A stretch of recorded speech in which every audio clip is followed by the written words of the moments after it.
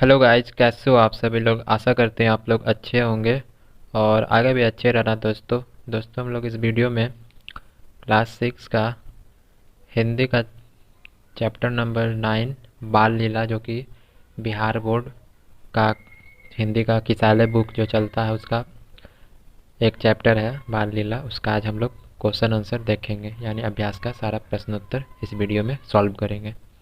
तो अगर आपको भी ऐसे वीडियो अगर आपको चाहिए तो आप हमारे चैनल को प्लीज़ सब्सक्राइब कर लीजिए पहले। तो चलिए वीडियो स्टार्ट कर लेते हैं दोस्तों इसमें पहला क्वेश्चन है पार्ट से। तो इसमें है प्रश्न संख्या 1 में अपने साथियों द्वारा लगाए आरोपों को झूठा बताने के लिए कृष्ण अपनी माँ के सामने कौन कौन सा तर्क रखते हैं। तो इसका उत्तर हम लोग लिखेंगे। श्री कृष्ण भांति भांति तर्क देकर अपनी माँ को आश्वस्त करना चाहते हैं कि उन्होंने माखन नहीं खाया। कन्हैया का पहला तर्क है कि माँ, तुझे तो मुझे सुबह होते ही कौवे की रखवाली के लिए मधुबन भेज देती हो, फिर तो ग, फिर मैं तो गौओं के साथ शाम को ही घर लौट पाता हूँ, फिर मैं माखन कब चुराता हूँ। दूसरी बड़ी बात तो यह है कि मक्खन को तो मटका तो छीके पर लटकता है, वहाँ तक मेरी छोटी माँ पहुँच ही नहीं पाएगी। तीसरी बात तो मैया यह है कि ग्वाल बाल मुझे बदनाम करने के लिए मक्खन मेरे मुंह में लगा देते हैं और तुम भी इतनी भोली हो कि इनकी बातों में आ जाती।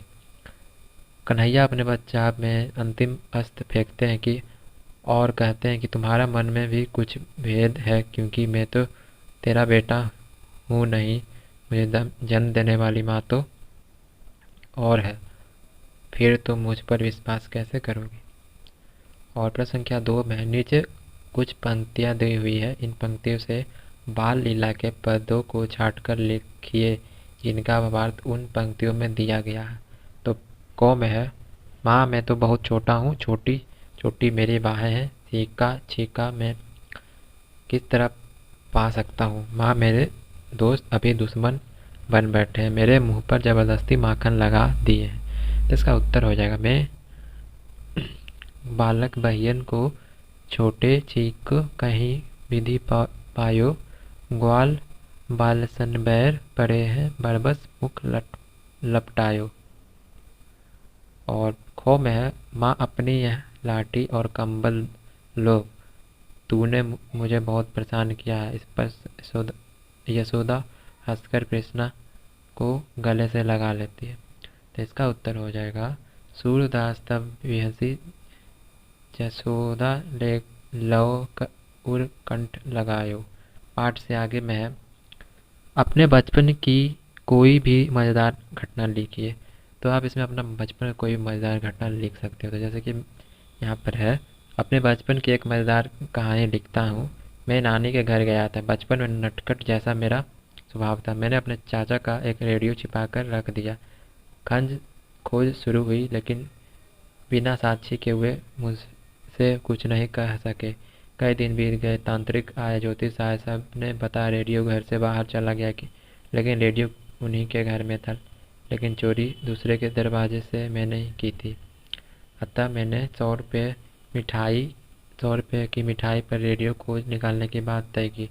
मिठाई आया, हमने वहाँ के सभी लोगों की मिठाई बांटी और स्वयं भी खाई। बात तो पक्की थी, कुछ ही क्षणों में रेडियो उनके घर से निकाल कर उनके सामने रखा और मिठाई खाने के विचार से रेडियो छिपाने की बात सबों के सामने रखी। वस्तु हमें तब मज़ा आता था। ज्योतिष ने रेडियो नहीं मिलने की बात बताते थे, तांत्रिकों को झूठा कथन सुनकर मुझे आनंद आता था।